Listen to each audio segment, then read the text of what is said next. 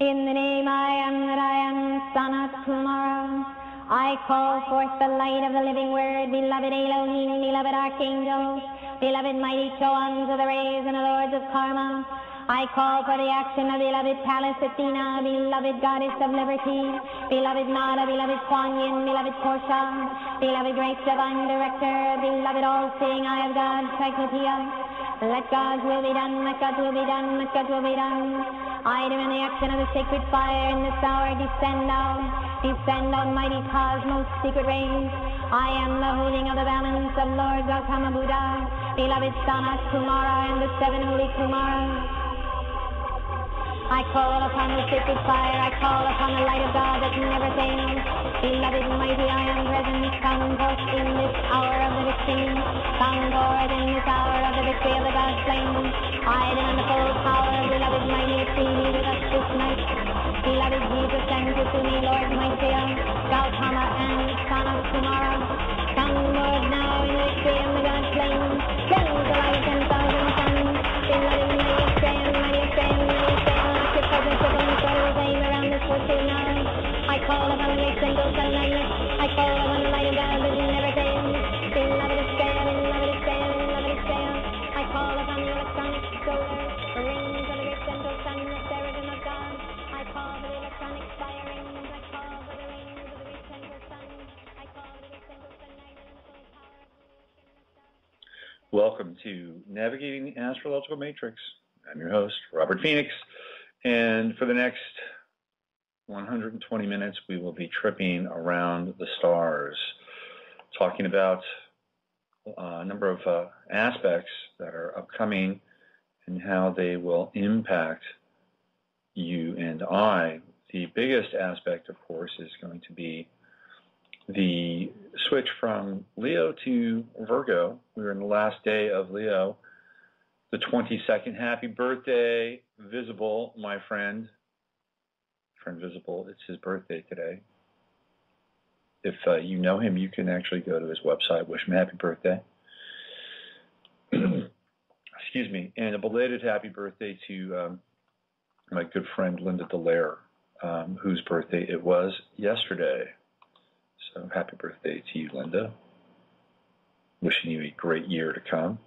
And happy birthday to my very first, I've only had two wives, my first wife, Susan, over in Hawaii. God bless you, Susan, love you, and wish you a happy birthday as well. So today we are just at the anaretic degree of Leo and going into Virgo. And it's a powerful, I think, shift, really, because when we reach September and we reach the 9th month, what we're doing is we're moving into the final month of the year, really. I mean, this is theoretically the year end or the end of the year. And it's the harvest time. And when we get to October, which is the 10th month, and which represents the number 1, we're moving into a new cycle or a new part of the year. So theoretically, this is the culmination of the year. It's the culmination numerologically with the 9. It is the culmination also in terms of agriculture with the fruition of fruits and vegetables and grains, all those things that burst into being at this time, and then we harvest them, and that, of course, is a metaphor. So the month of September is a time for you to harvest everything that you've done in the prior 8 months. It's a harvest time. It's a gift time, theoretically. And then what you do with the harvest, with the 1 vibration, which is October in Libra, is then you begin to perfect it, you begin to work on it, and we go from the taking of the base material, or the harvesting of the base material, and then refining it for the next 3 months. And then we start again with the Gregorian New Year, and that's in January. So from October in November and December, we get 3 months of being able to activate, actualize, synthesize, and put into practice everything that's gone on from the prior 9 months. So this is, now we're literally, as we move into Virgo, we're literally in the vortex of the astrological year and also the personal year. 4 months of increased intensity, of increased opportunity, increased energy. It's all very, very pronounced, and it's all very real, very happening right now. Okay, this is where you get to bring it in, to bring in the sheaths, and then you get to test it all out and make it work. The other big change and shift is Mars. Mars is going from Libra into Scorpio. I think it happens today. Just let me check, just to make sure. I am a professional astrologer, so I cannot give you false nor sloppy information. I'm also a Virgo, struggling Virgo. Hold on, what do we got here? All right, so Mars, Friday, Mars moves into Scorpio on Friday. So you've got a few more days of Mars and Libra, and then it moves into Scorpio. Very different energy, okay? Very, very, very, very, very different energy. On a collective level, we can see Mars and Libra manifesting in the very strange relationship between Mitt Romney and Barack Obama. You know, Mars in Libra is all about equality and bringing equality into the equation from both parties and from both very peculiar points of view. But Mars in Libra does not always, it tries to play nice, it doesn't always play nice. Mars in Libra can be very aggressive, especially if it feels like it's wrong. So one of the things that has really shown its head during this Mars and Libra phase is this thing, this relationship between Senator Aiken here in this country and women around the world. Aiken, of course, is trying to redefine what rape is and how people can get health care, i.e. abortions, based on some form of qualitative rape or definition of rape, which is insane, to be honest with you. I mean, let's be real. It's insane. It's a very subjective issue and a very subjective state of being and a very subjective experience.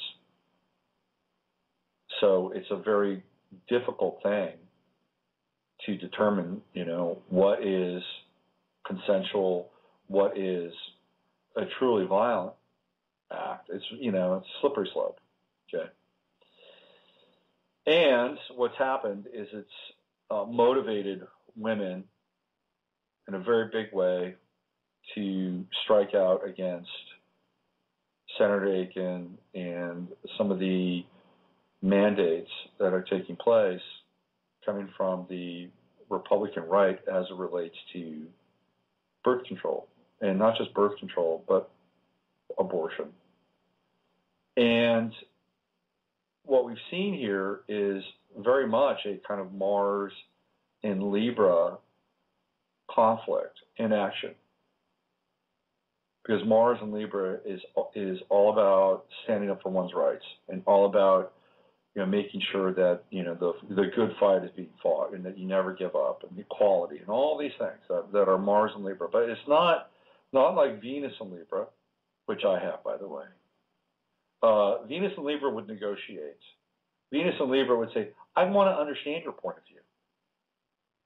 Tell me your point of view. Mars and Libra doesn't give a fuck about the other point of view. I'm sorry. Mars and Libra just knows it's wrong. Like, that's wrong. And here are all the reasons why. It's not fair. It's not equal. God damn it. Venus in Libra would be, wow, I want to know why you think this way. And have you ever thought about it this way? Have you ever tried to understand how this person would feel? Put that on for size. And there is some of that going on with this Aiken debate.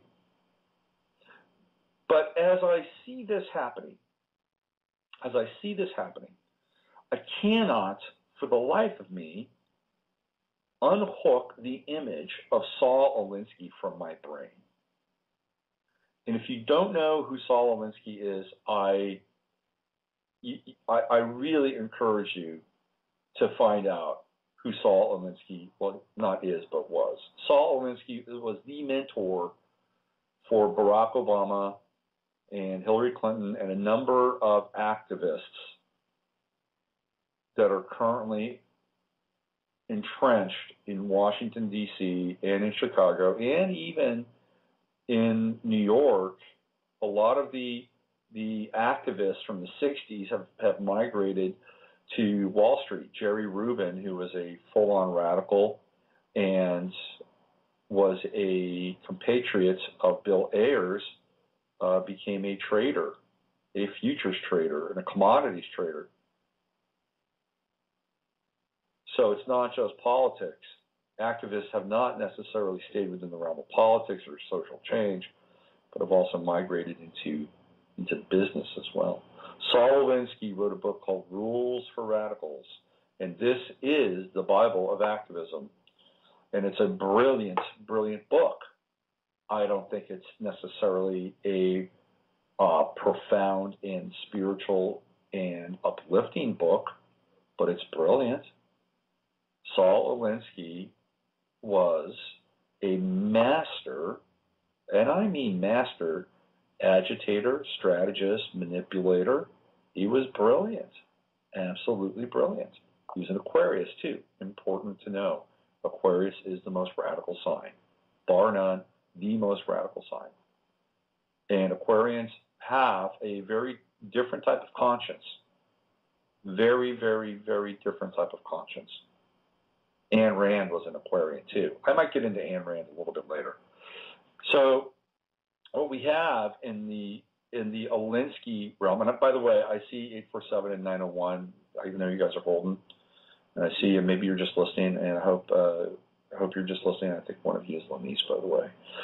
But if you're listening, hang in there and continue to listen. If you're waiting to have a reading, we'll get to those too. So Saul Alinsky wrote this book, Rules for Radicals, and he grew up in Chicago. Let me give you sort of the milieu where Alinsky grew up. He grew up. If you read Sinclair Lewis's book on the slaughterhouses of Chicago, that's where Saul Alinsky grew up. He grew up in the shadow of those slaughterhouses that Sinclair Lewis wrote about. He grew up in the shadow of the disproportionate wealth and poverty that was very rampant in America at the turn of the century in the early teens and 20s. You could go into a Chicago or New York and you would just see the type of poverty. It was just, by today's standards, people that are impoverished by today's standards are theoretically living a life of luxury compared to the type of poverty that was around at that time. People didn't even have, at least today, people have hot and cold running water. Today, people might even have some heat. These people had none of that. None of that. And in places like Chicago and New York in the wintertime, the conditions were unbearable. And these people were living in shanty towns. And so Alinsky saw this. He saw the disproportionate wealth. He saw the wanton slaughter of animals and the machine and the whole nine yards. He was the son of course, Jewish immigrants into this country. And he was theoretically touched by this and wanted to do something about it. But he was smart. He was no bleeding heart, and Aquariuses aren't.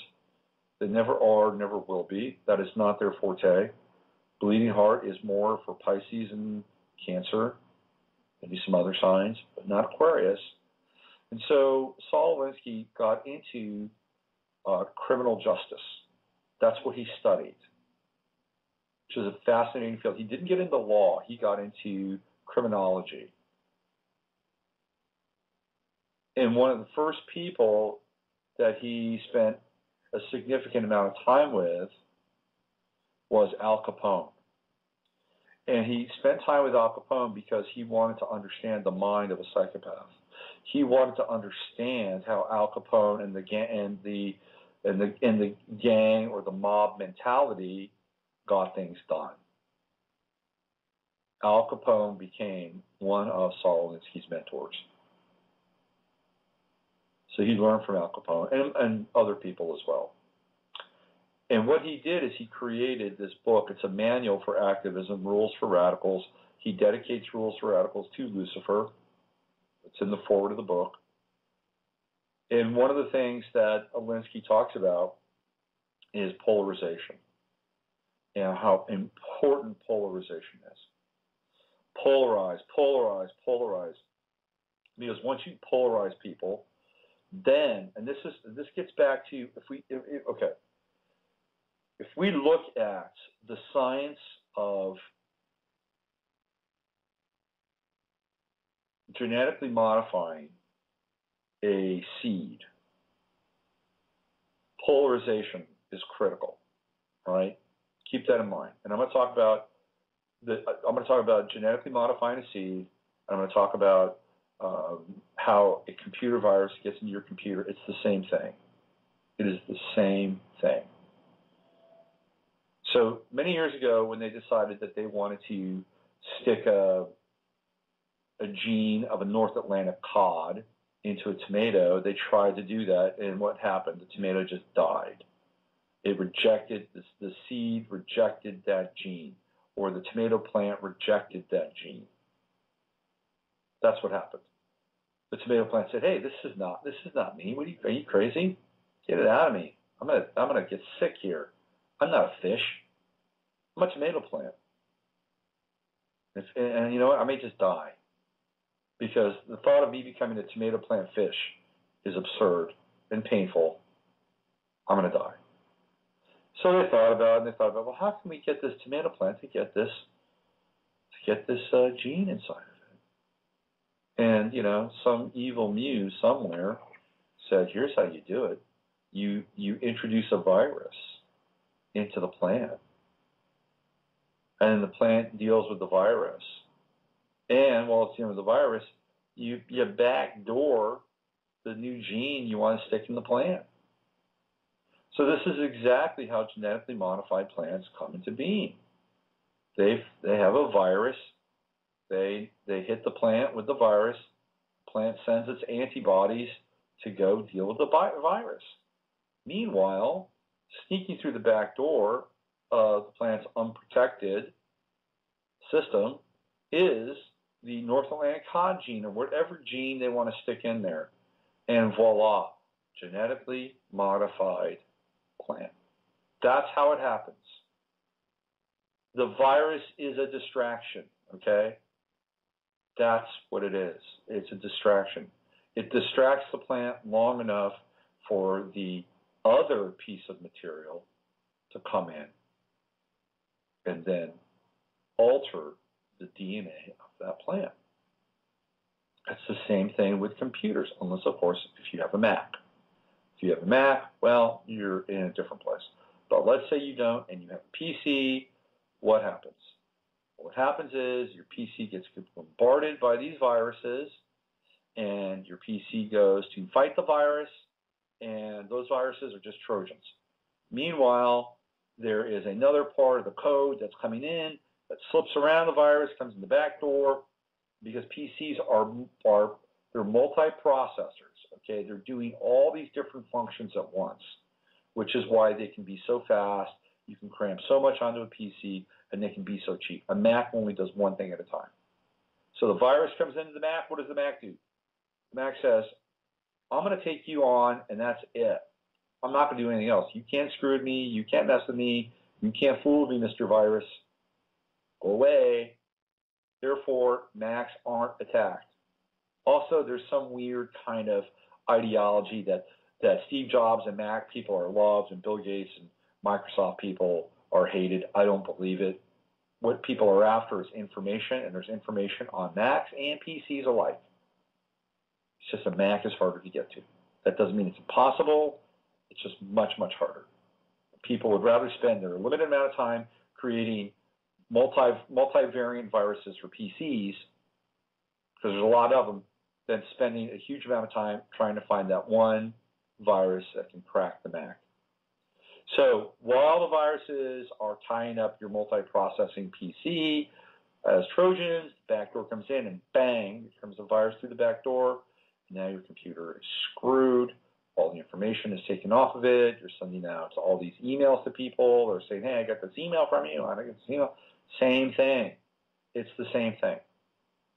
Now let's take it up another level. Let's bring it into the social level. And what we have are these polarizing positions. Getting back to Alinsky, the reason why he was so adamant about polarization is because it mirrors the same thing.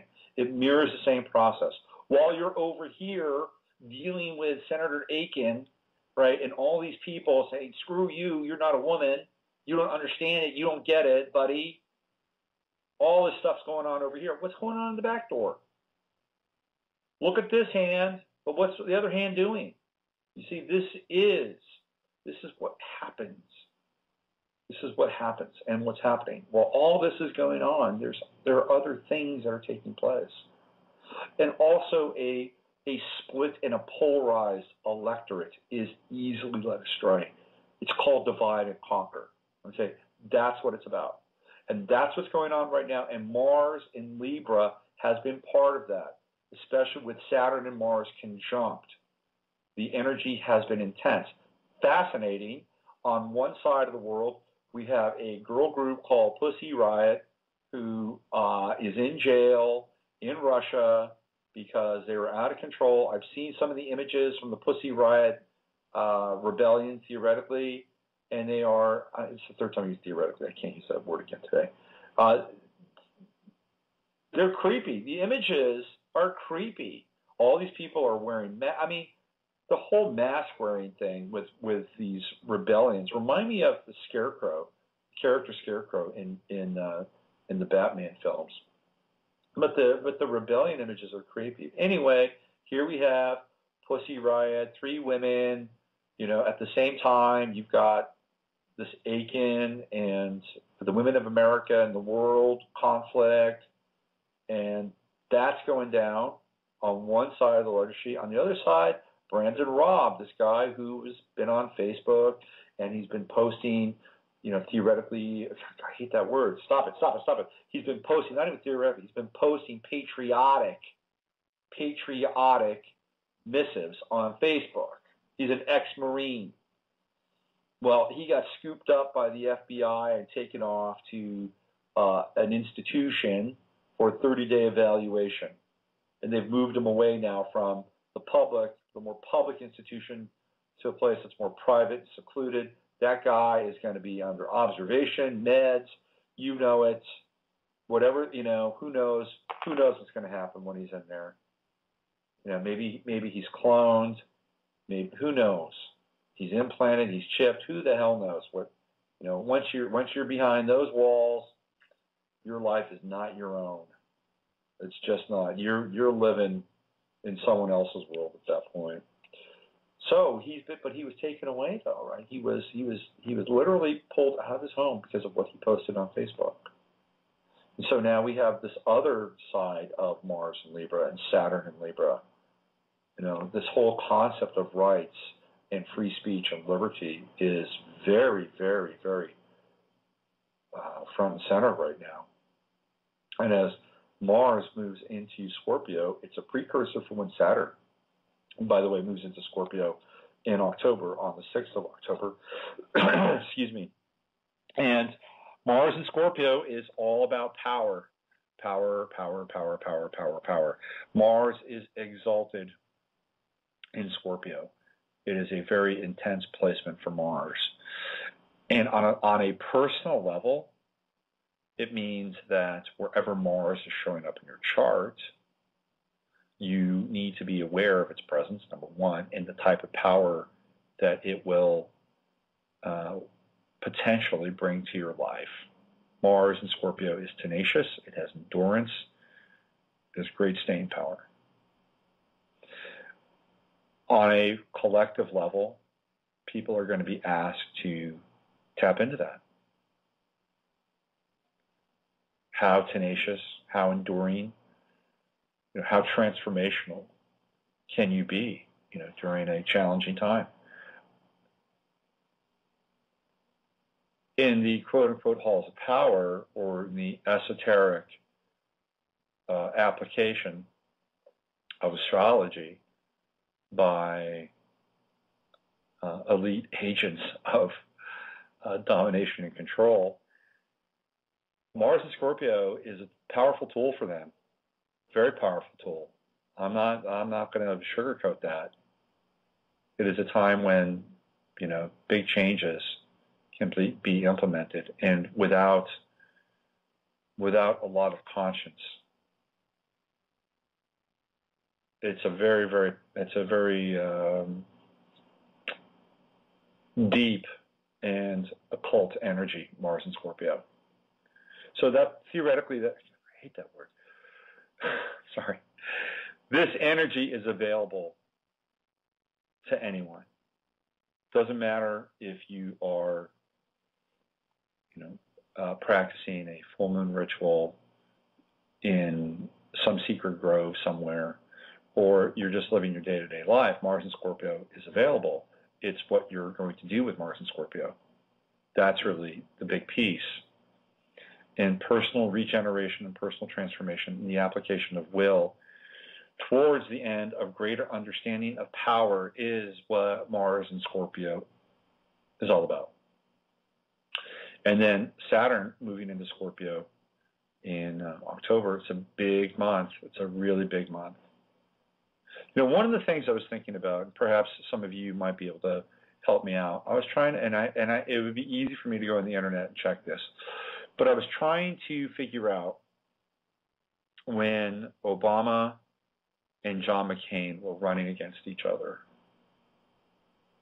And this was in 2008. I seem to recall a fair amount of debating between Obama and McCain prior to the election. Here we are, we're staring down September and then October, just 2 months before the election has occurred, and there has not been one public debate between Romney and Obama. Now, that could be because Romney isn't even the legal candidate. He has not been formally nominated, which is interesting in and of itself, right? I mean, the Republicans have not had their convention. And there's a lot of weirdness around their convention, by the way. A lot of weirdness. It's in Tampa. They haven't even had their convention yet, and he has not even been formally nominated. So he is the presumptive candidate. I mean, yeah, he has a lot of the delegates from the primaries, but I'm not sure he has all of them. Ron Paul's people have been told to stay away from the convention. It could get nasty down there. It could get very ugly. So you're going to want to keep your eyes on the Republican convention, the upcoming Republican convention. Osterman, who has been writing his insider column about Obama from the White House, very popular column, and I haven't read it, I've just seen the headline. He's predicting that there could be a false flag at the GOP in order to bring martial law to bear. And if martial law is enacted, then Barack Obama becomes the president for a very long time. They could suspend the election if Barack Obama declares martial law at a particular stage. So the Republican convention bears watching. But it just seemed to me like by this time in 2008 that Obama and McCain had already been engaged in debate. I could be wrong. All right, let's talk about some famous Virgos, and then I'm going to take just a bit of a break, a musical break, because I've been up early this morning and doing readings for people. I haven't had any breakfast. So what I'm going to do is I'm going to do some famous Virgos. I'm going to put up some music. I'm going to go eat a banana, being very, very transparent here with why I'm going to take the musical break. And then when I come back after the musical break, we'll get into some readings, okay? So let's just get into some famous Virgos. And one of the most famous Virgos of the moment is Bashar al-Assad, who was born 9/11. Very interesting birthday for the embattled president of Syria. 9/11. File that away. Today, let's see, other famous birthdays, Lance Armstrong, September 18th. Lance Armstrong, of course, under the heat of a federal investigation for using substances, performance-enhancing substances, during the Tour de France races. It's a total witch hunt. It's a political witch hunt. Lance Armstrong is a Republican. Lance Armstrong, I hate to say this, is Caucasian. Lance Armstrong is also connected to Bush. What we're seeing, again, with the Obama administration is a racial polarization. This is happening right now. The racial polarization is happening. Also, Lance Armstrong is I believe, was a distraction too from Fast and Furious. Now, that's not to say, excuse me, that Lance Armstrong didn't use. Of course he used. Everybody used. But do we really need to go back to Lance Armstrong's P samples in races that were years ago? And just, to me, don't matter. It's ridiculous. Move on. It's Lance Armstrong's birthday.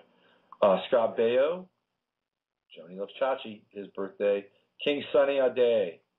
Yeah, my man, King Sunny Ade. Also a Virgo. And Bancroft, a Virgo. Jack Black, the very funny guy, he's a Virgo.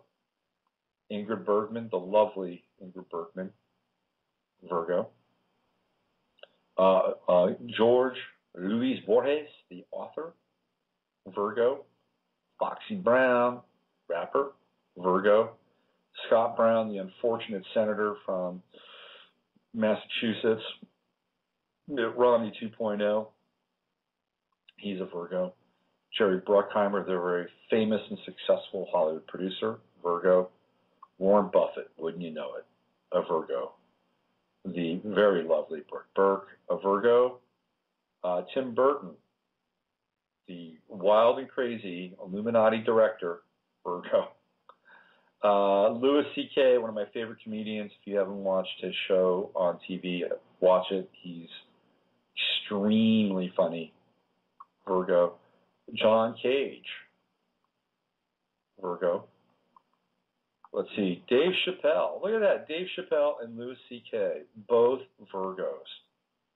Dave Chappelle's birthday is in 2 days, by the way.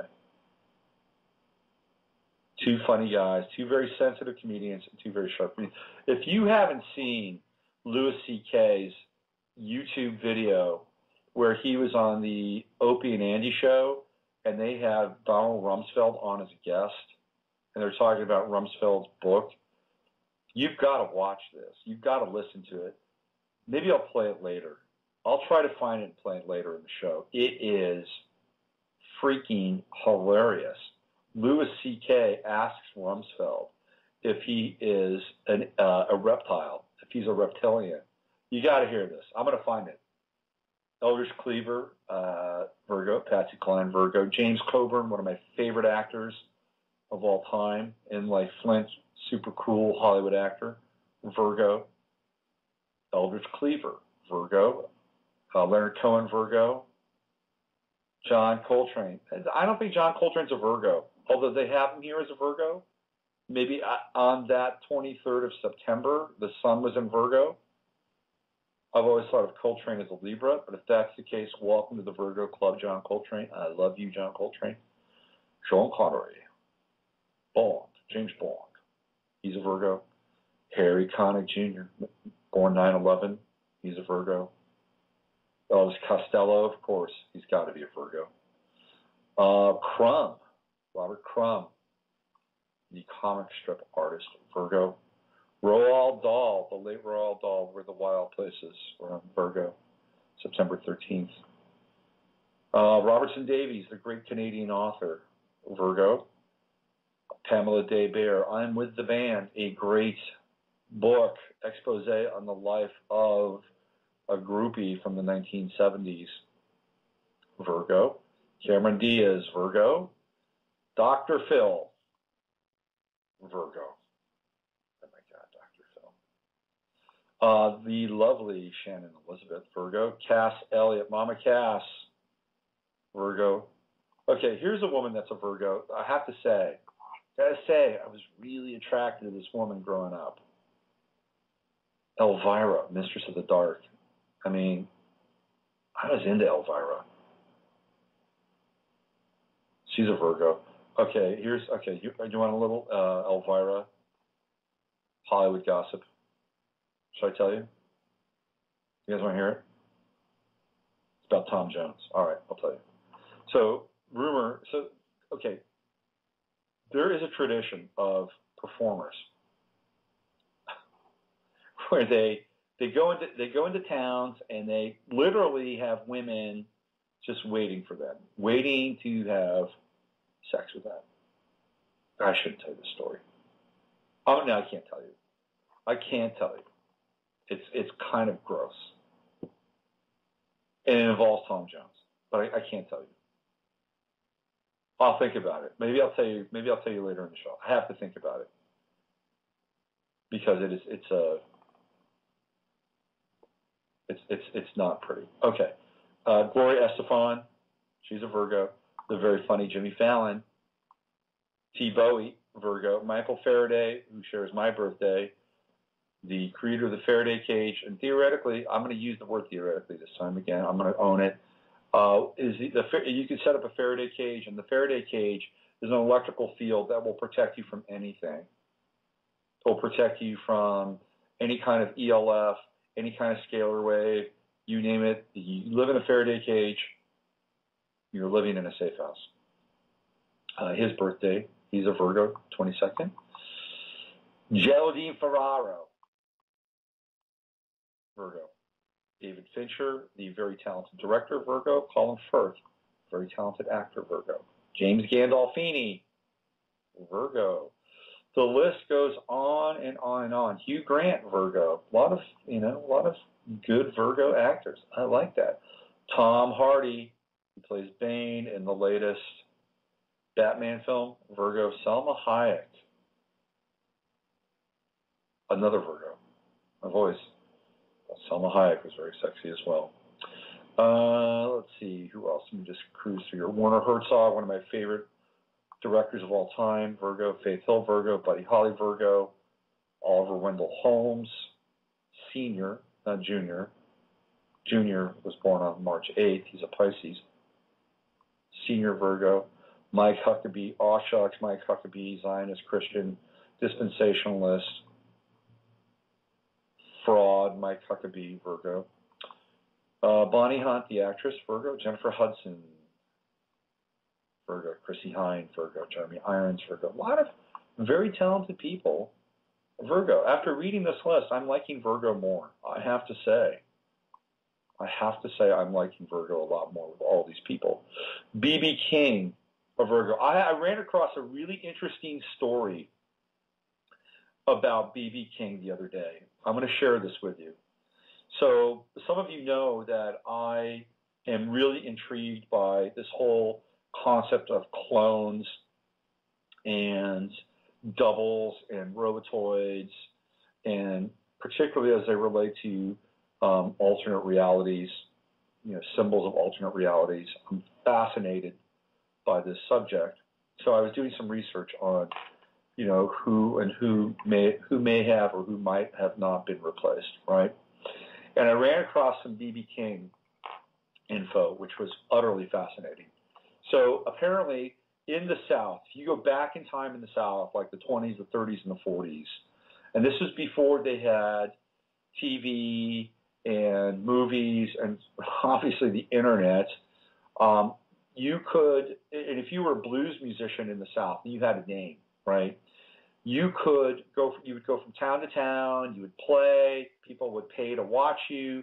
This is how you made your money. Occasionally, you would come into a studio and you would make some records, and those records could be played or sold.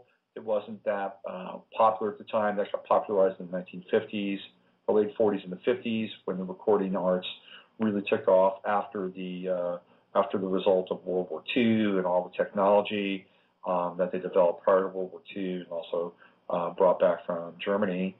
That's when all the recording stuff really took off. But prior to that, it was not as pronounced, especially in the South. So in the South, you had kind of an oral tradition of blues musicians. And these blues musicians would go from town to town and they'd play. Now, what would happen is let's say you had the name of Blind Willie Chitlin or something like that, right? And you had this great reputation of being a blues musician. Well, somebody could show up in your town, and if they hadn't seen you before, and they hadn't seen Blind Willie Chitlin before, they could show up as Blind Willie Chitlin, and nobody would know. And this is what happened a fair amount of the time. Now, this is why guys toured a lot, because A, number one, it made them money, but number two, people recognized who they were. So then nobody could take their name. Now, this happened, right? So apparently there was a young musician named Blues Boy, Blues Boy, who was really quite something. And the guy who became B.B. King was a blues musician as well, and was a good guitarist, but not as good as this guy named Blues Boy. Well, Blues Boy died in a fire, and his rival essentially took his name, which was Blues Boy BB, and he became that persona. And because he died, there was no one around to essentially say that he wasn't him. So B.B. King took on somebody else's name and persona and became B.B. King. Now, there's a whole other piece of weirdness where B.B. King dies in another fire, and then somebody else becomes another B.B. King. So there is a possibility that we're on the third B.B. King already. It's interesting stuff. Beyonce, another Virgo. And the list goes on and on and on. Lots of Virgos. How come my name's not on this list, though? I want to know. Moby is a Virgo, September 11th. Another Virgo. Okay, so what I'm going to do is I'm going to play a little bit of music. Johnny Quest is a Virgo. I did not know that. Johnny Quest, the TV character Johnny Quest. Johnny Quest, one of my favorite shows of all time, by the way. I used to watch it a lot with my kid. So he's a Virgo. How can a cartoon character be a Virgo? Rachel Ray. Rachel Ray's a Virgo. All right, I'm going to play some music, and when I come back, we're going to get into some charts. Okay, is that cool? Is that cool, everybody? All right, let me play a little bit of music, and then I'll be back. Tell you what, I'm going to play some Charleuse. This is my good buddy Mark Daniels. I'm going to play one of his tracks. Mark is not a Virgo; he's a Cancer. But we're going to play Edgar's Story. This is from Charleuse. I'll be back in 4 minutes and 5 seconds.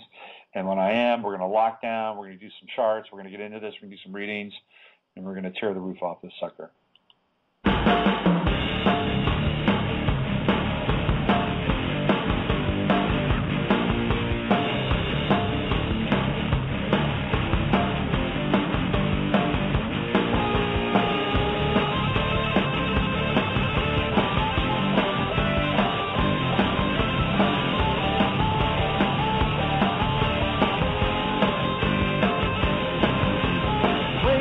Right on a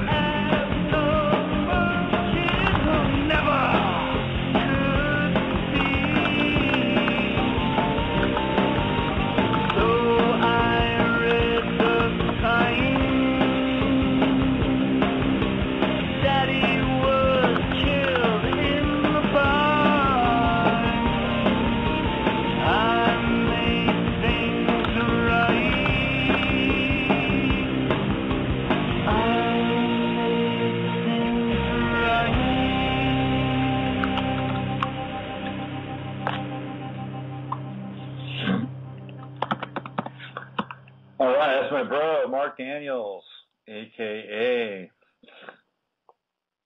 Charleuse. And Edgar's Tale. Okay, it is 10:48 here on planet Earth, Access Point, Point Richmond, California, United States. And I'm going to get into some readings right now. Let's go to this person and see what they would like to talk about. Hello there. Hey, how are you? I'm good. How are you doing? I'm doing really well. It's been a while since I've called in. I'm in Maine, Kittery to be exact. Kittery, Maine.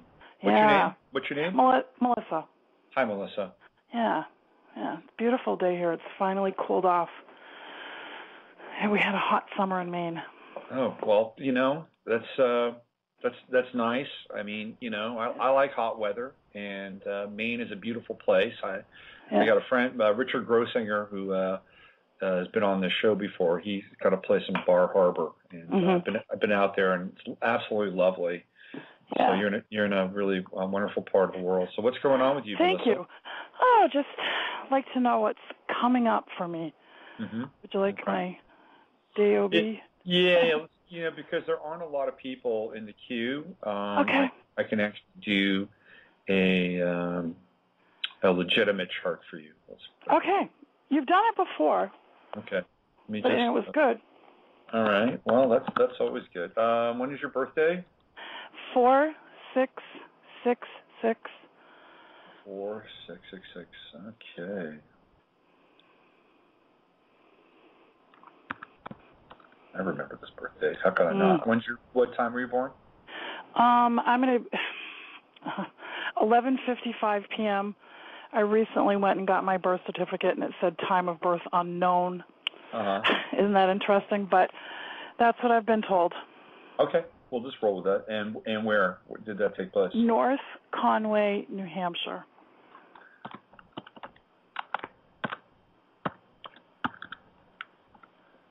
There it is.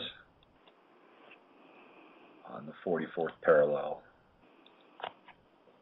Okay. All righty. There you are in all your glory. Oh, my glory. Yes. Sun in Aries and conjunct Mars in Aries. What do you do with all that Aries energy?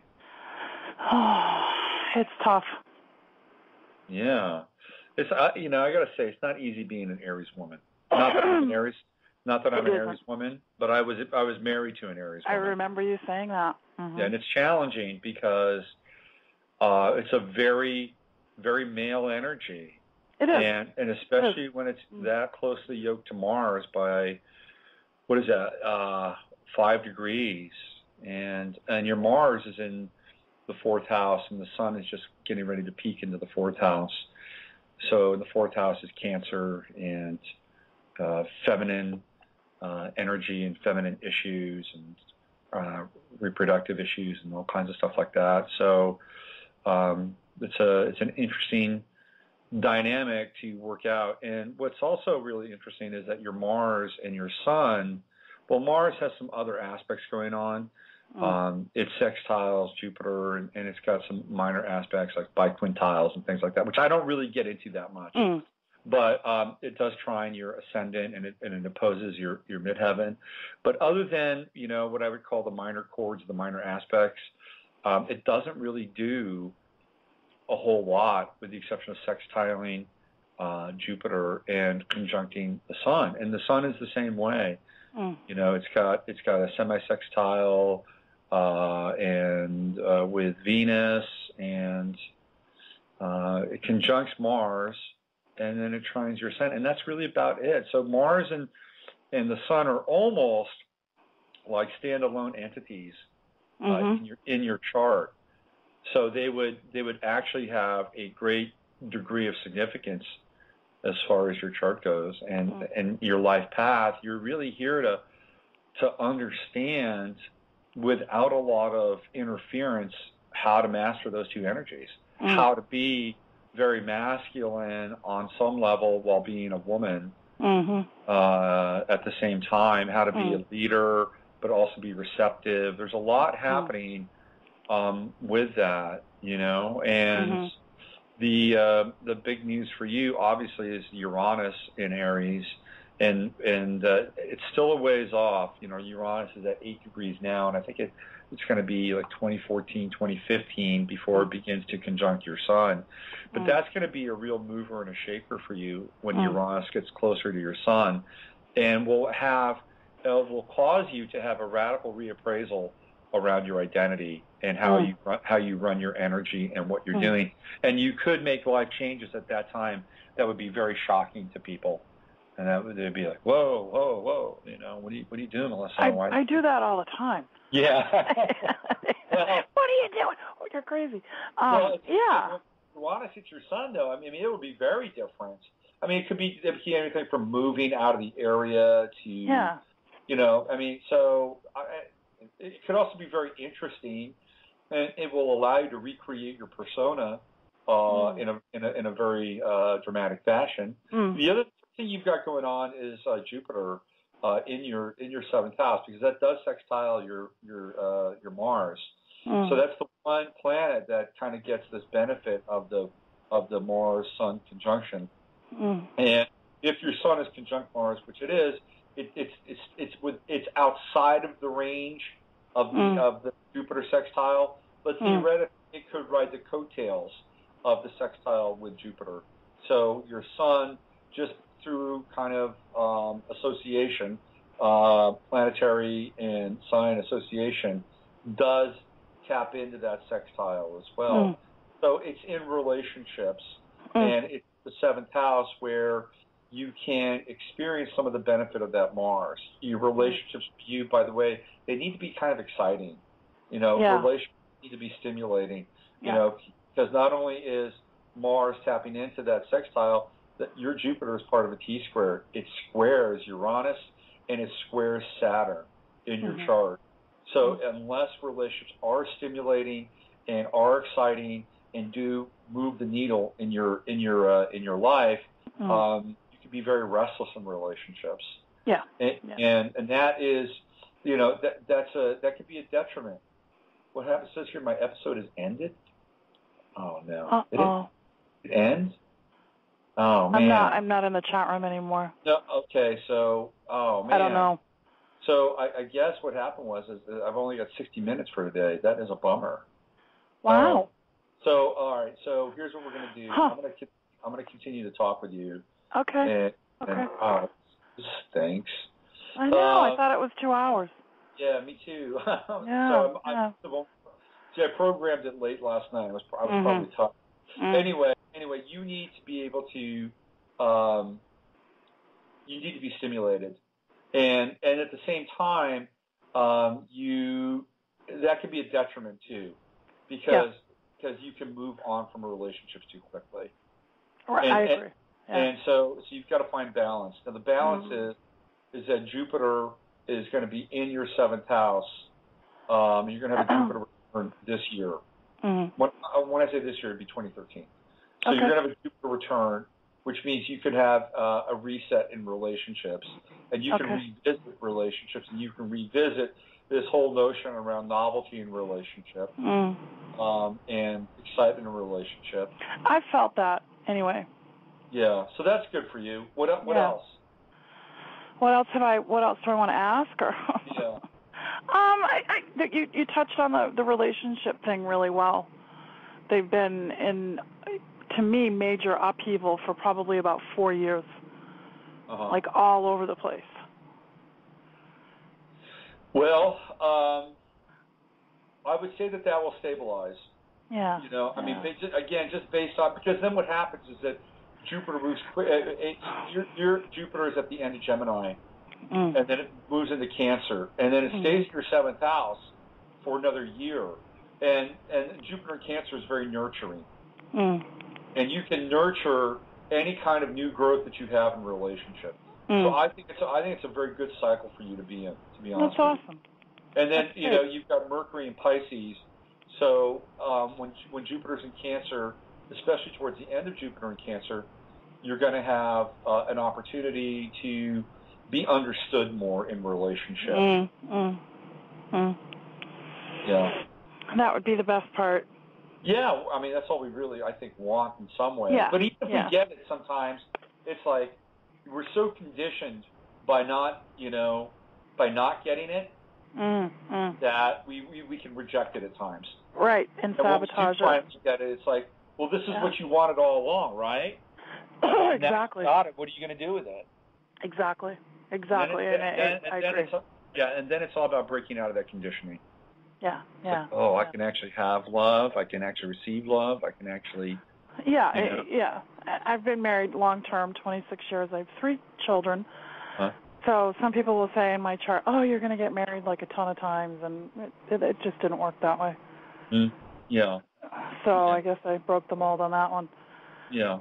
But there's been some challenges, and I have an Aries husband too. So. Oh, really? Mhm. Well, that would be actually pretty good. I mean, if he's, I think 2 Aries can get along, and especially if they have a life plan. And we haven't, but you know what I think it is? It's an understanding of the other person. You know, like you understand their impulsivity and You know what's really weird? Can I just say something? Like, what? So I don't know why my episode ended. Yeah. Because it was at 10:56 when it ended. Yeah. And I should get the countdown. Like, you have 3 minutes, 2 minutes. So my episode arbitrarily ended. I don't know what happened. It's in the Matrix. It's weird. I've had the strangest things happen, and I just flow with them now. Yeah. They don't even shock me anymore. So they can still hear me. That's weird. Yeah. Okay. So all right. Hold. This is very strange. So you guys can still hear me. You can hear me in the chat room. Just say yes. Is that yes? If you can hear me. This is so strange. Because they say my screen says an hour left. Yeah. Okay, they can still hear me. Good. I don't know what You're there, Robert. You're there. That is so bizarre. You entered the Matrix. I don't. Okay, I'm going to refresh my screen and see what happens. That is so weird. It is strange. Now it says I have no callers. But I guess BTR has been weird. I got to get out of BTR. Yeah, I guess it's been really weird. I got to get out of here because no, I do. I've got to leave. I have to. Are you going to go to another network? Well, I might. I don't know. There's this place called Spreaker, and they're in San Francisco. But I'd like to have my own back end and stuff. That would be really amazing. Yeah. You have a cool show. Well, thank you. I appreciate it. And usually I can just listen. Today I felt like calling in. Well, I'm glad you called in. Yeah, I am too. You might be my only caller today. The only one that got through. Well, yeah. I didn't think I would because usually you're pretty full. I know. It's true. It's true. So I usually just listen. Yeah. And what happened with Elvira? You really want to know? I do. Not much shocks me. Okay. All right. So here's the story. All right. So Tom Jones. And I said his name. Maybe I should. It's out there. It's not like it's not public knowledge. Okay? Right. So Tom Jones would go to Vegas, and he would do shows in Vegas. And apparently, Tom Jones is very well endowed. Okay. So. Like Jim Nabors. Okay. Yeah, the Jim Nabors effect.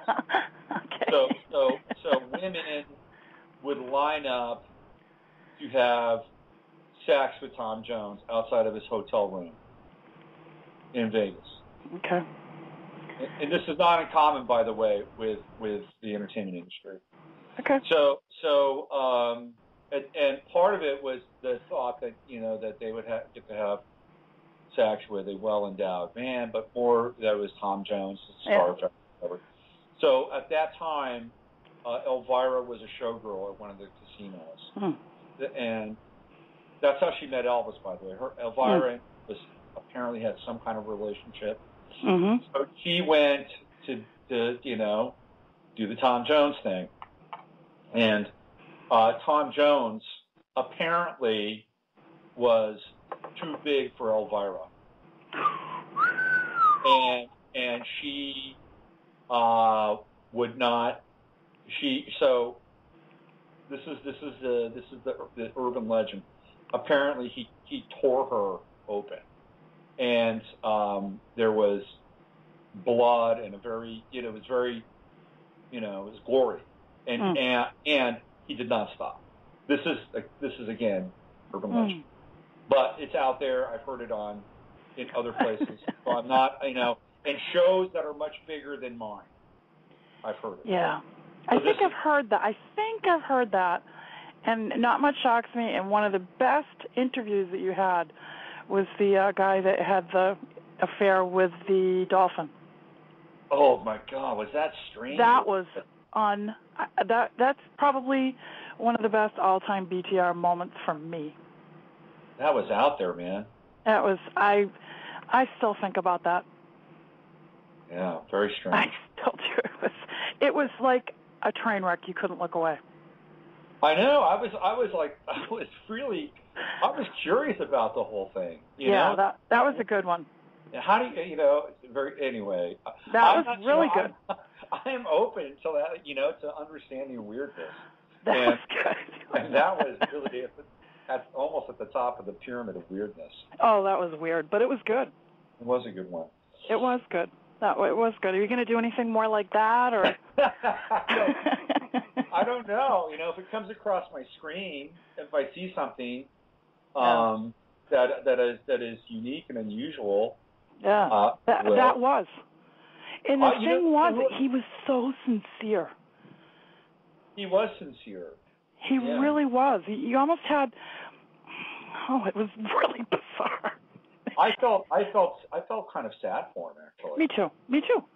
That was the weird part, because I expected to sit there laughing, and I did, and then it changed. Yeah, it was like, wow, this guy really He really had a love story. He really he experienced something. But I have to tell you, the one thing that kept banging around my brain after that happened was, how the hell did he manage to do this? On a physical level. On a physical level, that's just really bizarre. It's like very, very odd. It was good though.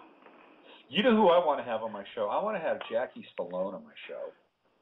Well, that would be good. Did you see what was going on? There was some sort of a.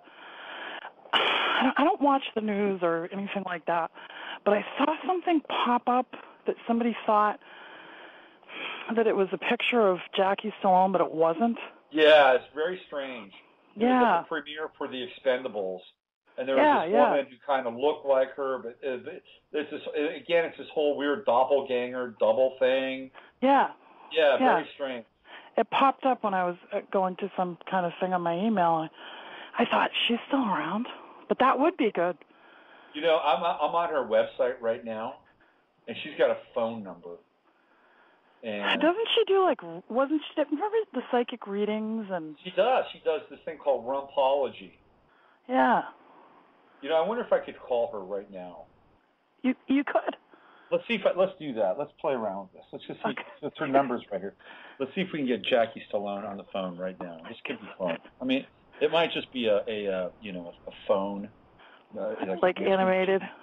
Yeah, please leave her message. Let's call her number right now. 09494. Okay, so let's do this, and hopefully Blog Talk will help me out here. So let's see what we got. Let's where's the phone thing? And your Skype name. All right, so it used to have a call in, a call out function. Let me try this. Let me see if I can dial into the show again. Hold on. Okay. Let's see if this will work.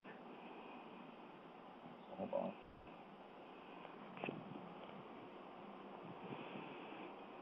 All right. Let me just see, because it may not accept me. Let's see what happens.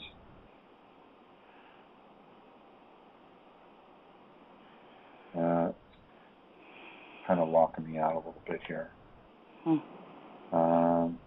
But I'd like to have her on the show. I think that would be fun. That would be very fun, huh? That'd be very interesting.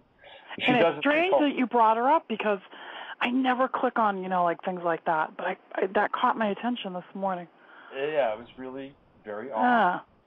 Yeah, the whole thing. I thought, she's still alive. Yeah. She's got to be old, up there. She is up there. She's in her 90s. Yeah.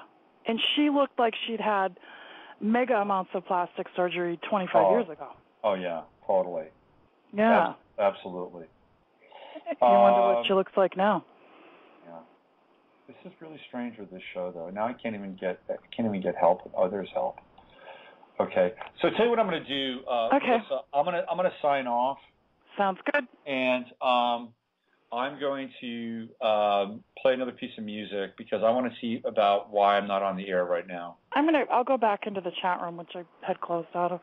Okay. All right. I'll hang up and enjoy your day. Okay. Thank you very much. Okay. Thanks Bye. for calling in. Bye-bye. Bye. Okay. So here's what I'm going to do. I'm going to play one more bit of music here because I want to get back on the air, and I don't know why I'm not able to access callers right now, even though you can hear me, which is good. I'm glad you can hear me. So what I want to do is I want to be able to, let's play sound vibrations, and I will do my best to be back in 5 minutes and 4 seconds. Okay? All right. So this is Robert Phoenix. You're listening to Navigating the Astrological Matrix, and let me tap into the help here and see what I can do. All right. Bye. Can't even do that. Oh, dang it. Oh. All right. So here's what I have to do now. You're going to hear me type. You're going to hear me type, and I'm going to try to get into the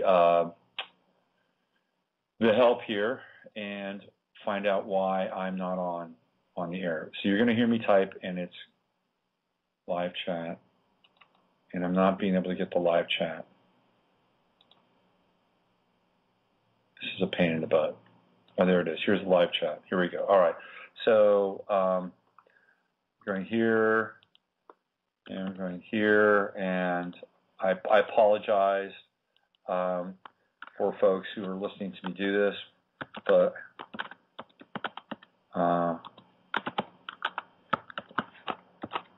there we go. But I got to solve this in real time because there's too many things happening. So here we go. If you're in the chat room right now, you can talk with Gates or Gloria, who are really brilliant astrologically, and you can hang out with them and chat around with them. And I promise I will get this done as quickly as possible and see if we can move things along. So anyway, Jacqueline Stallone does this thing called rumpology. Apparently, she can read people's butts. Okay, that's what she does. She's a butt reader, and she can tell you about yourself simply by checking out your butt. It's an interesting. I don't discount that. I think your body type can reveal personality type, and she is. I'm unsure at the moment.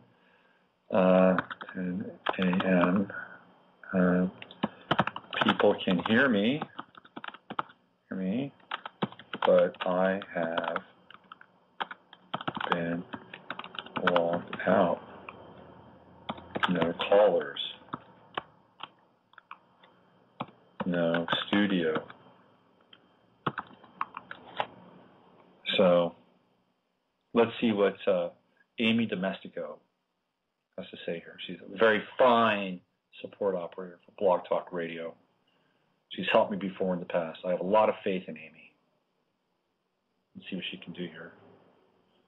I'll give you the live transcript as it's coming down. She's typing right now. And one moment. Okay, while she's doing that, let me read you a few more Virgos. Let's see, Regis Philbin. Do you know Regis Philbin got his start? He was a car salesman. He was a used car salesman. That's how Regis Philbin got his start in life. Drew Pinsky, Dr. Drew. Dr. Drew. Virgo. Mike Piazza, the former Met. Virgo. John Phillips, the father of China Phillips. Virgo. John Phillips, by the way, very interesting character. He's the guy that started the Mamas and the Papas. If you read Dave McGowan's incredible piece on Laurel Canyon, you'll find out that John Phillips is a very interesting and shady character. Very interesting, shady character. Oh, by the way, I highly recommend Dave McGowan's website and the Laurel Canyon, the TLC, as he calls it. It's about a 9-part piece that gets into the satanic and Luciferian roots of rock and roll as they relate to the military-industrial complex in Laurel Canyon, with lots of bizarre and crazy players, some of the best research you'll find anywhere. Dave McGowan totally nails it. Check him out. Keanu Reeves, Virgo. Pee Wee Herman, Virgo.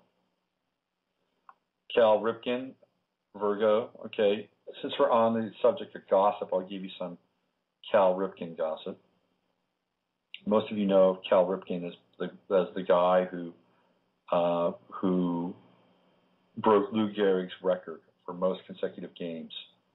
Okay, so hold on. Amy Domestico, the goddess of service and live service chat, says it's working now. Let's go into the Blog Talk studio. Yay! Thank you, Amy. Working now. We are back on the air. Okay, refresh your screens, everyone. Refresh your screens. Get a new start in life. I'm going to refresh my screen. I may have kicked you out of your own chat. Okay, well, that's unfortunate, Amy. But maybe you had to do that in order to make things right. Let's just see here. Okay, we're back on the air, folks. At least I guess I never left, but my studio was down. I couldn't take any callers. Melissa was our last caller. I am a goddess, but only on days ending in Y. Too funny. Too funny. All right, thank you. Thank you, Amy. Beautiful. All right, so let's rev this thing up again. If I had a motor sound effect, I would do it. I'd rev it up. All right, 347-308-8995, 347-308-8995. If you want to call in, you want to talk astrology, you want me to look at your chart. I apologize for the technical difficulty, but we are up and running again. All right, Amy Domestic. Hey, you're welcome. Thank you again, Amy. All right, so we're done with that.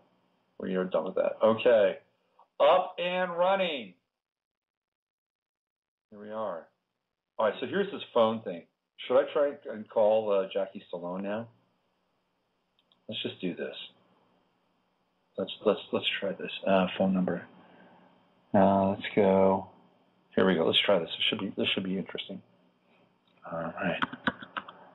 All right. Hold on. Let's do that.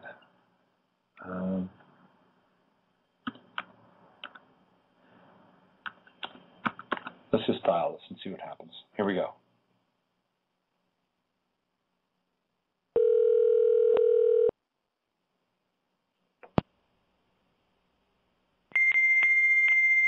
Oh.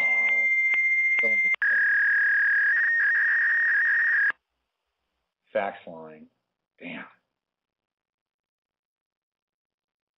Now it says fax and telephone. Should I try the other one? Let's try the other one. Hold on. Because I'm fascinated by this whole concept of rumpology. And then I'll get back to the Cal Ripken story. You'll find this one to be interesting too. Today must be gossip day. All right, here we go. Hold on.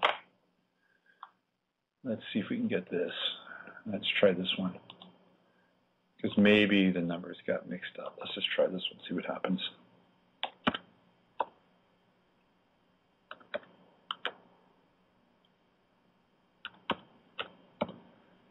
All right, let's try this. It may be another fax line. Let's try it again. No, what the heck?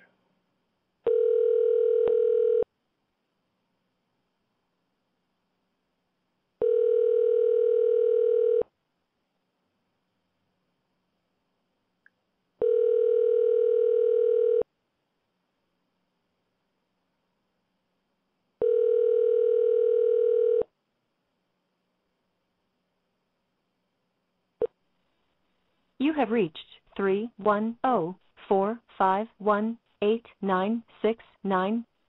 Sorry, this mailbox is full. It can't All right, so Jackie needs to clear out her mailbox. Okay, it is 11:19, and you're listening to Navigating the Astrological Matrix. Sorry for the glitch with the programming, but it was beyond my mortal control. All right, I'll tell you the Cal Ripken story. This is a story that has been circulating around the sports world since the 90s. That's when I first heard about the story. And I can't remember where I first heard the story. It was from somebody associated with Major League Baseball, okay? And I remember telling this story to Bruce Jenkins, who was a sports writer at the Chronicle. And I met Bruce through Richard Grosinger, and he was over at the North Atlantic warehouses, and came in, we talked, and I told him the Cal Ripken story, and he had actually heard something very similar. So here's how the story goes. Cal Ripken, who is a Mason, by the way, Cal Ripken was on his way to setting the record for most games, consecutive games played by a major leaguer, which at that time was held by Lou Gehrig. Lou Gehrig was known as the Iron Man for playing the most consecutive games. And Cal Ripken was getting ready to break that record. He was very close. He was like about 3 or 4 games away. And he was at home. It was in Baltimore. He played for the Orioles. And there was a golf tournament, a celebrity golf tournament happening in Maryland on that day. And the Orioles were playing that night. And apparently Kevin Costner was at this golf tournament. And he left, and again, this is out there. You can look on the internet. I'm not telling you anything that isn't out there. He apparently went home with Kevin Costner went home with Cal Ripken's wife. And Cal Ripken came home from the tournament, walked into the bedroom, opened the door, and there's Kevin Costner with his wife. And Cal Ripken was pissed, incensed, and he punched Kevin Costner, and he hurt his hand. And he couldn't play that night, which meant that the big street, the DiMaggio street, was at risk, in jeopardy. So that night, they contrived to have a power outage at the stadium, and they canceled the game that night. They canceled the game. And I think the next day was a travel day or something like that, so they didn't have a game the next day. And then the day after that, they had another game, and I think Ripken got into that game. He got into it briefly. He played in that game. So this is what happens, I guess, when you're a Freemason. You can have the city and the county and the state shut down the stadium because your wrist was screwed up because some slimy actor was sleeping with your wife. Anyway, all right, we got some callers now. They've repopulated the queue. Let's get back into some readings. Hi, you're on the air with Robert. Thanks for calling in. Hi, Robert. This is Deanna. How are you? I'm good, Deanna. Were you in the queue before? No. Okay. No, I just called in. We had some technical difficulties, so you called in at the right time. Good. So where are you calling from? Virginia. Virginia, okay. Mm-hmm. So yeah. you know all about Cal Ripken, right? I know all about what? I'm sorry. Cal Ripken. He used to play for the Orioles. Mm-hmm. Yeah. So had you ever heard that story before? Did you hear my story? I heard just a glimpse. I didn't get the whole thing. Yeah. Okay. So you're here to talk about astrology, not Cal Ripken. We're here to talk about you. When is your birthday? October 21st, 81. Okay. 1981. I'm sorry? I'm just repeating your birthday. And at what time were you born? I was born at 8:30 a.m. 8:30 a.m. Okay. All righty. And where was that? In Memphis. Memphis, Tennessee. Memphis, Tennessee. All right. All right. We are there now. We return to the time when you took your first breath. Now, you know that microwave transmission is going to interfere with my ability to contact your guides. Just want to let you know that. Okay, it's over. I'm just messing with you. All right. So here we go. You've got, let's see, you've got your sun in Libra, right at the edge of Libra. And Pluto is also in Libra as well, conjunct your sun by 4 degrees. It's a nice conjunction.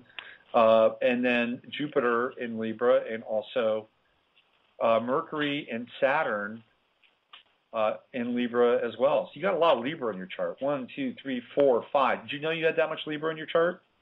I feel like I do. I'm a Libra. You are. Boy, are you ever a Libra. Now, you're a Scorpio rising, which gives you a certain amount of intensity. Yes. And a certain amount of focus and a certain amount of will and a desire to keep it real. Mm-hmm. You know, Scorpio on the ascendant is all about keeping it real. Scorpio wants to cut to the chase. You know, it wants to get to the heart of the matter. It wants to understand what the nucleus of a situation or the nucleus of a relationship is, and will use its tools in order to get there. So on a personality level, through the ascendant, that's how you operate. You know, you're a fact finder, you're an investigator. That's what you do, Scorpio in the ascendant. And what's interesting is that all this Libra in your chart is in the 12th house. Do you know much about astrology in the 12th house?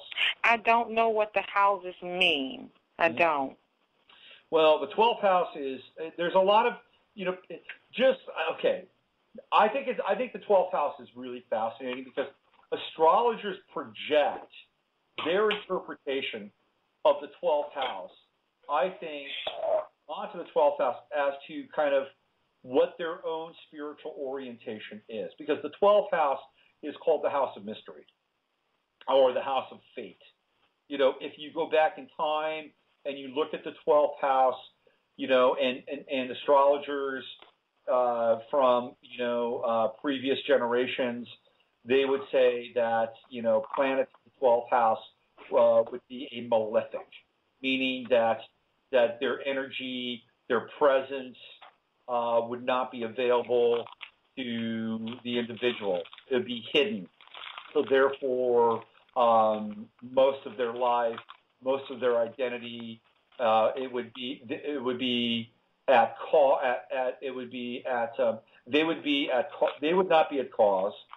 Life would act upon them. Okay, that's what the 12th house would represent. The 12th house would be the inability to use one's energy to impact life because it's hidden. And you would have, theoretically, if Mars was there, you would have hidden enemies. If Pluto would be in the 12th house, you would have calamitous and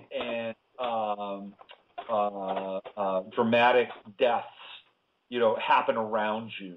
This would all be old school. But the 12th house is Pisces, and Pisces is this one sign that has a lot to do with projection, and because we can't always name it, we can't always grasp it, we can't always. So what we do is we project onto it. We project our own meaning, and for astrologers, the 12th house can essentially. And I would say if you sat 12 astrologers down in a room, that they would have some common ground that they would agree upon with the 12th house.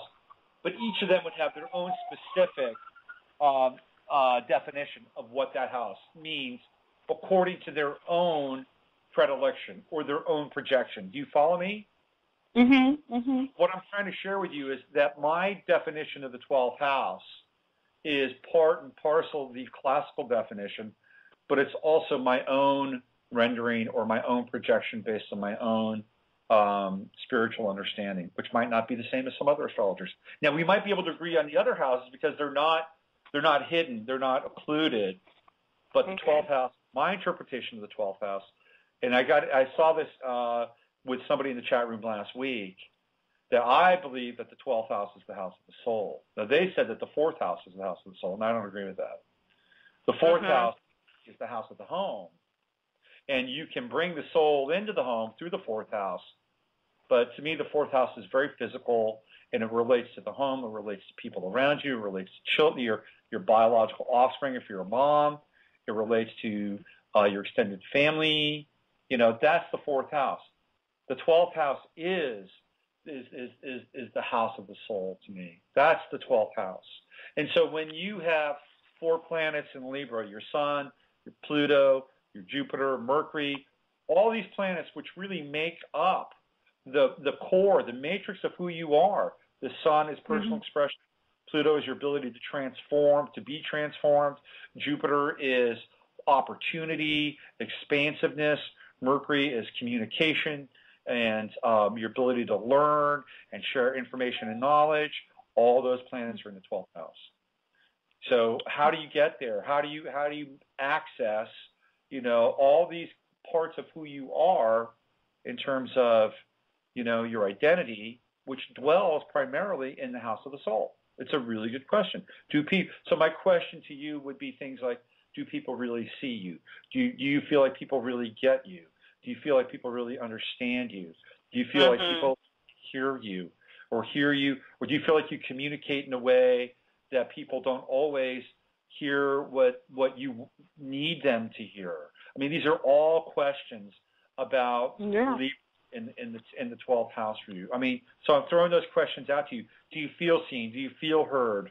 Do you feel like the opportunities for abundance through relationship are really being met in your life? These are real questions, not rhetorical questions I'm asking. Yes, I can relate to those questions. Yes, I can. Okay. So what's happening right now is Saturn is transiting through your 12th house, and Saturn is pretty much right on your Sun. Mars has been on your Pluto. Mars has been on your Sun. Mars has been on your Jupiter. And when you have Mars in the 12th house transiting and Saturn in the 12th house transiting, 2 things occur. One, there's a real sense of restlessness, and we're really talking just over the last 2 weeks, okay? A real sense of restlessness. And as a result of that, you're trying to figure out, well, how do I make my life work? How do I make my world work? How do I get through this restlessness? How do I get through a sense of restraint? Because when Saturn is on your Sun, you feel restrained. You feel like you want to break out of a mold. You want to do something that's different. You want to be liberated in terms of your own energy. You're tired of being behind the scenes. You're tired of being the person that is always sacrificing for other people. With a 12th house Sun, and Saturn's right in your Sun right now. And it's asking you, it's like, well, what do you do? How do you change this?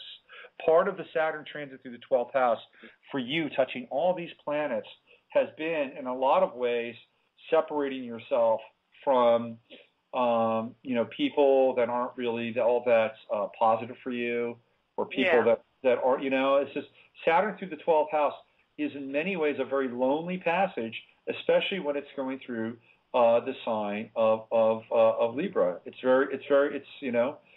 so you have the opportunity when Saturn moves off of your sun, and the time here for you is right around early October. Okay, early October is when Saturn finally moves off of your sun. And when Saturn moves off of your sun, you see Saturn transits around your chart every 28 and a half years, okay? And right now, with it on your sun, you are having a reset. Just like we had a reset in the show today, you are having a reset in your life. You're having a reset with purpose. You're having a reset with identity. You're having a reset all across the board. And because Saturn has gone through, you've gone through your Saturn return, you've gone through Mercury Saturn, you've gone through, Saturn has literally reset almost every single angle of your chart. Okay, almost every single angle of your chart and aspect. And that's what it feels like. It feels like that I've been reset. I have to reset everything, like everything. I'm always starting over. That's what it feels like. Well, guess what? That's going to change. Okay, that changes in October when Saturn moves out of Libra and then moves into Scorpio. And by the end of the year, Saturn's going to be on your ascendant, and it's going to help you deal with your personal energy in a way that you have not had an opportunity to do in quite a long time, maybe even ever in this lifetime, okay? Now, what's going to happen also at that time is Saturn is going to start to square your moon, which is in Leo. And there are two things that will occur. Do you have any kids? I have two.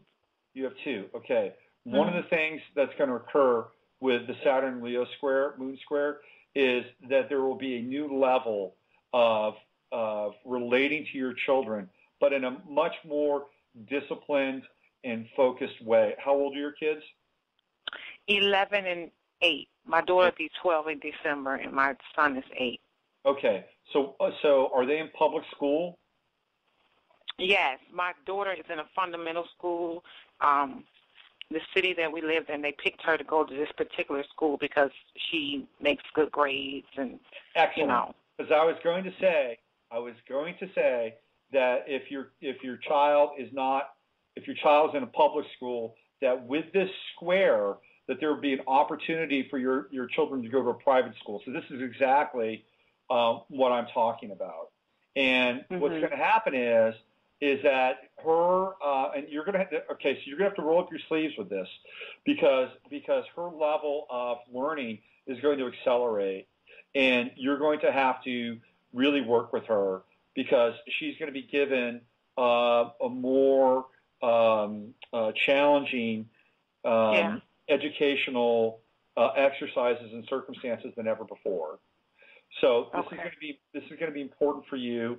And what's really cool about this, Deanna, is that you're going to be able to learn as well. You're going to be able to learn as well. And what I think you have the potential here for is you may even decide to go back to school or potentially learn, get some sort of either certification or do something that's going to augment your knowledge. And it's through your daughter that this takes place. Wow. What happens here is there's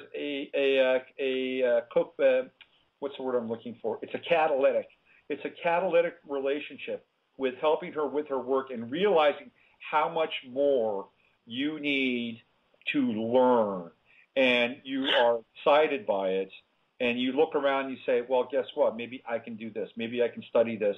Maybe I can, get some more knowledge in this area. Well, actually, I just opened up a business, and it's coming along. I mean, literally just opened it like 2 months ago. This is the third month. It's a salon. A salon.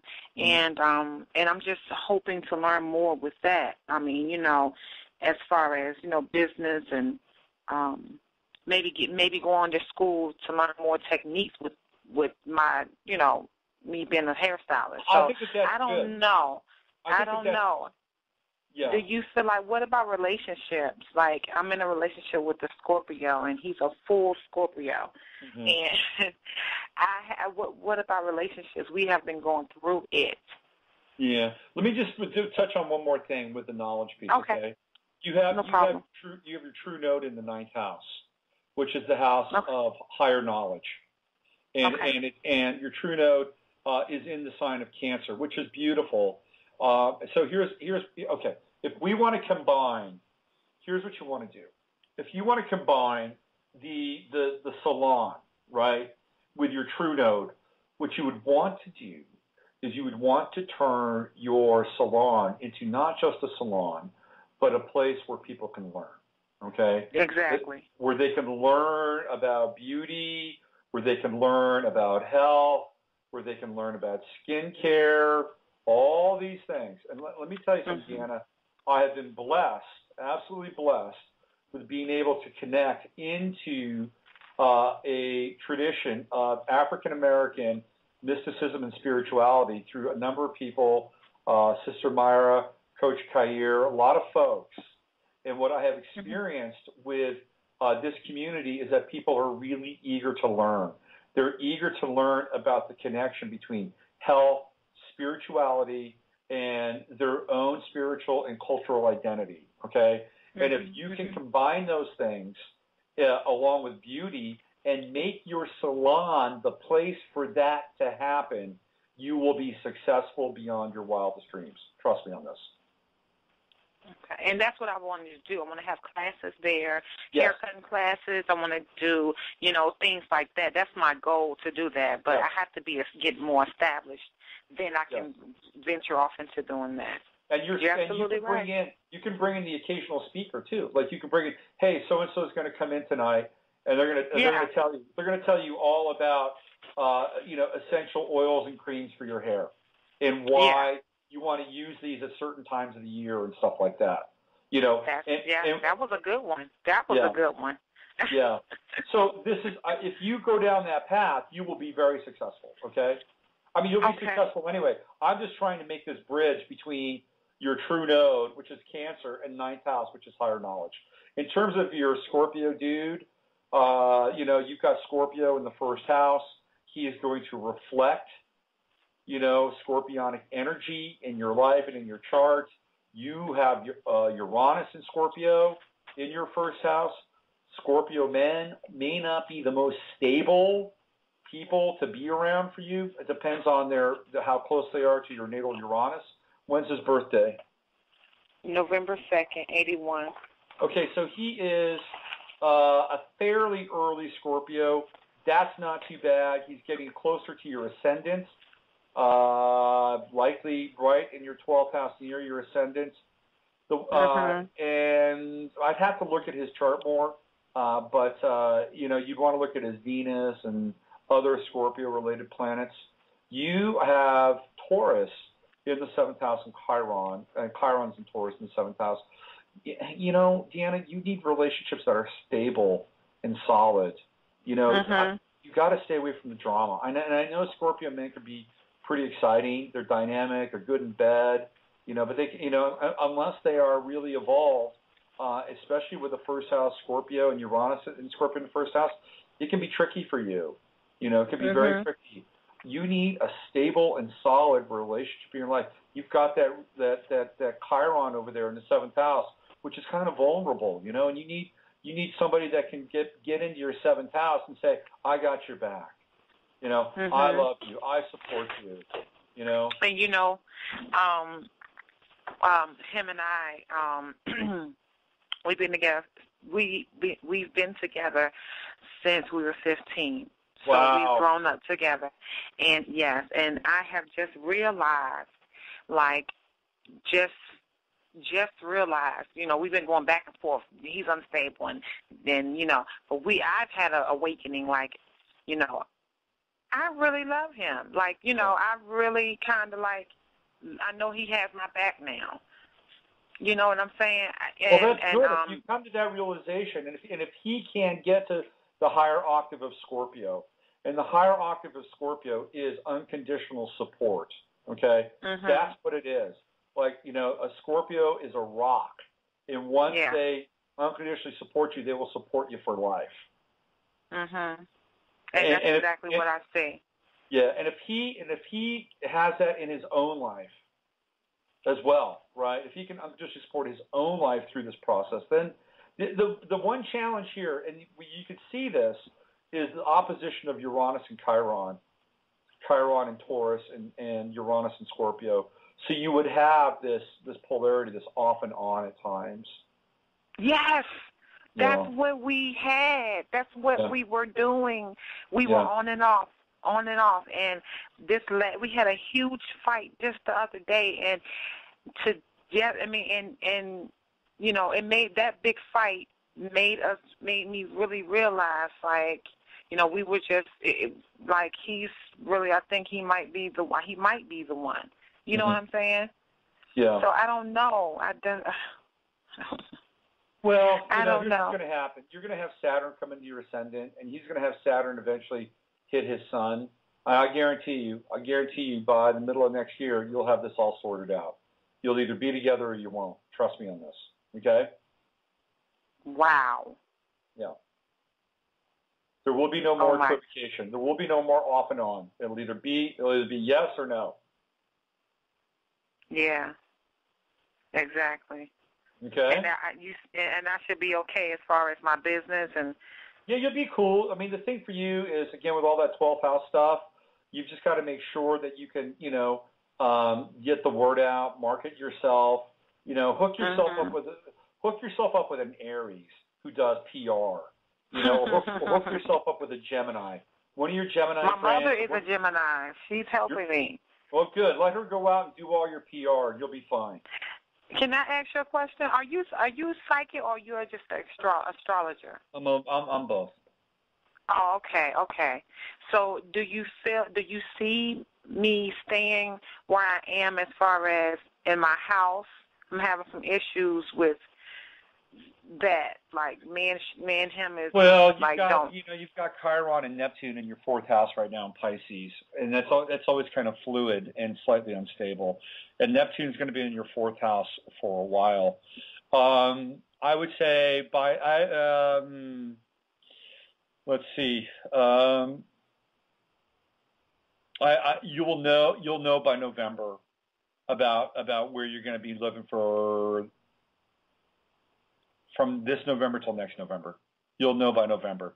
And the only reason I say that is because, again, that's Scorpio, and the early stages of Scorpio are going to be impacting both Chiron and Neptune in your 4th house. Neptune's going to be in your 4th house for a while. And theoretically, there's that word again, it's not going to be necessarily all that stable. So I'm trying to find out a way or find a piece for you here that could give you a sense of stability.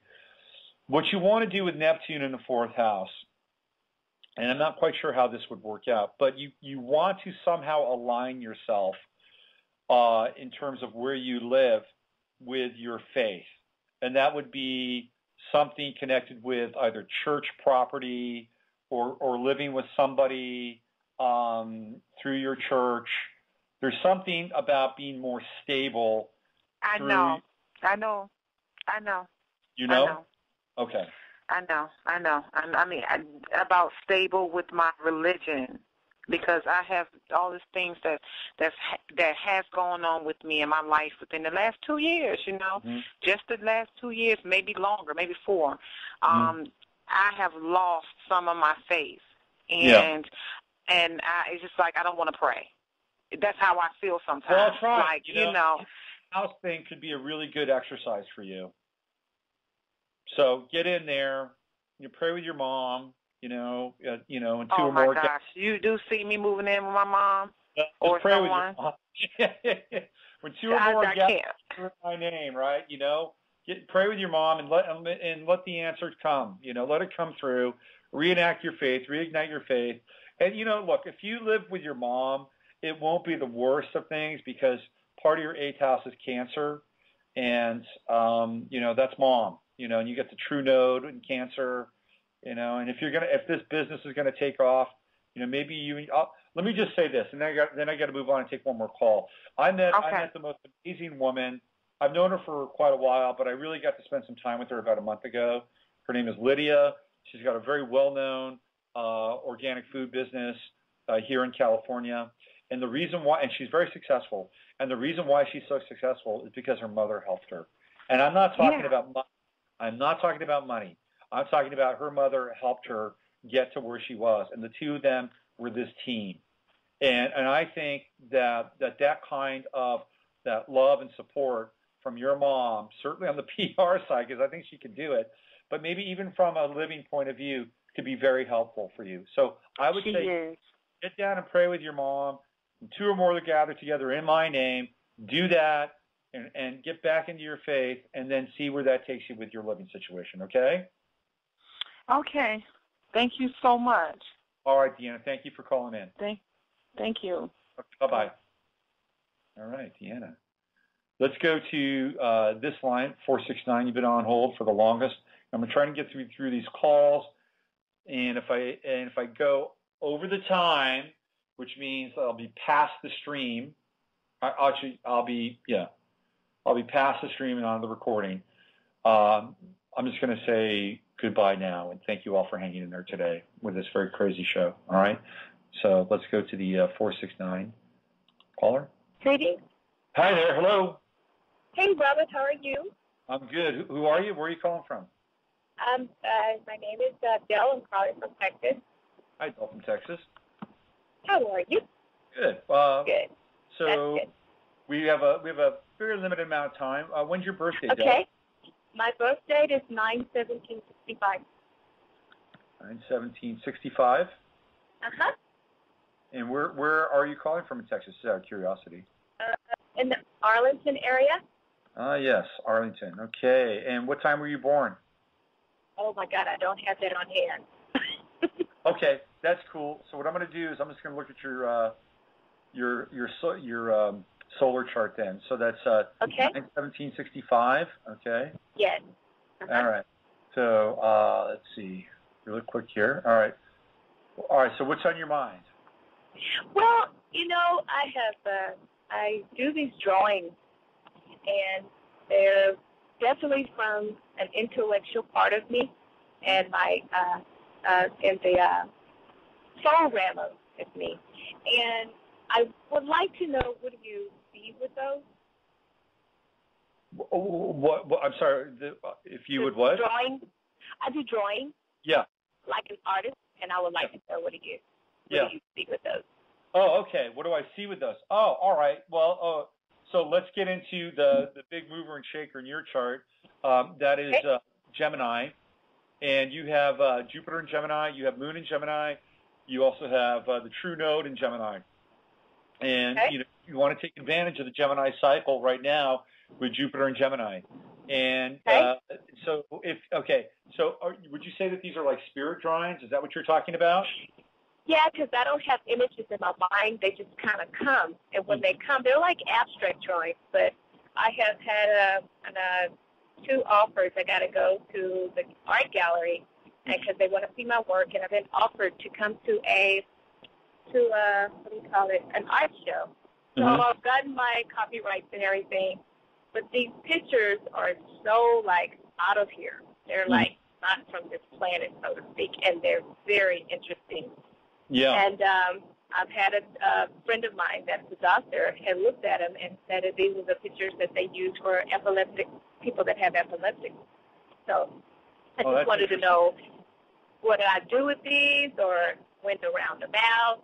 Well, the first thing you do is you go and find a good agent. Okay, you find somebody who would like to represent you because of how strongly aspected Gemini is in your chart. You need to work with somebody with Jupiter in Gemini, Moon in Gemini, because artists aren't always the best business people. And that's not to say that you're probably not a good business person, but artists. You're right, though. But they get too close to their art, okay? Right. And if they experience rejection, it can really shut them down. So you need to find somebody who'd be happy to rep you. And if you've got some interest in a gallery, you know, and what I would do is I would tap the gallery and say, yeah, you know, I'm willing to work with you on these two or whatever these pieces of art. What I really would like for you is to help me find somebody who can represent me, because they deal with agents all the time, right? So you want to tap into their network, and they say, okay. Well, we know, you know, Jane Green, and Jane Green does wonderful work with visionary artists. And you're like, okay, then now you're hooked up with Jane. Jane says, oh, I love you, and now you've got this Gemini effect in your chart, which is great. You've got Chiron and Pisces, and Pisces is a very spiritual sign, you know, and Chiron is about the evocation. Chiron is about the public evocation of spiritual states within the individual. So being able to take these drawings and bring them out, bring them through, almost like a channeling, and bring them to the world are very important, I believe, especially in your chart. You also have Saturn in Pisces. Saturn is conjuncting your Chiron. So you must do this. It's part of your life work. And the thing, too, with Pisces is that it can be, you know, Pisces, the interesting thing about Pisces is that Pisces, how do I put this? Pisces kind of, it rules like circus freaks. And, you know, Pisces, if you look at the art of Diane Arbus, you know, where she goes out into the world and photographs. Wait, hold on. Robert, let me ask you, what month did you say that was that I gave you? Did you say September? Oh, okay, because I never heard Virgo. That's why he said, okay, go ahead. I'm sorry. Please forgive me. That's okay. So Diane Arbus, who photographed all these, you know, marginal people, very, very Piscean.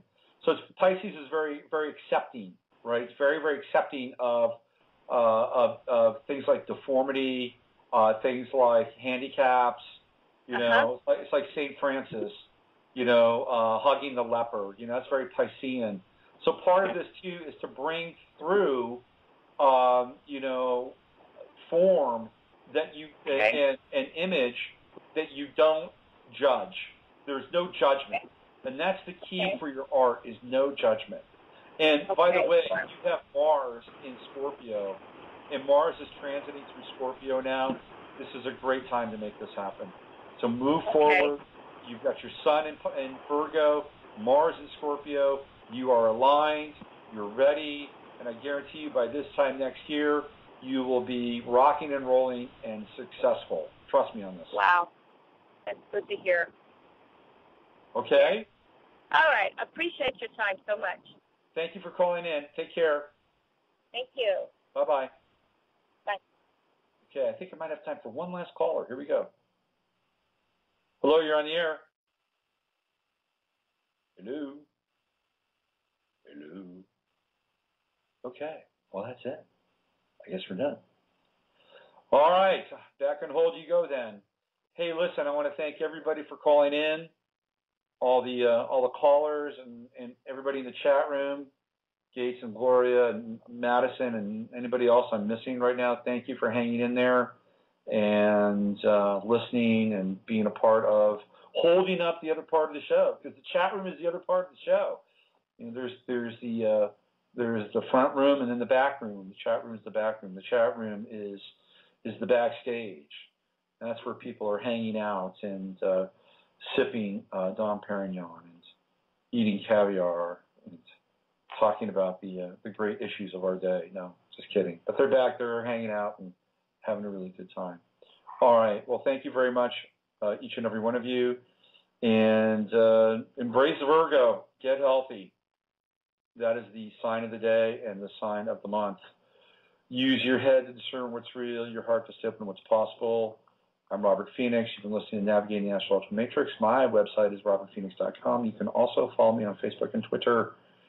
I'm Robert Phoenix Dude Max on Twitter and Robert Phoenix on Facebook. I'll see you guys on Friday for the Friday Firecast. Adios.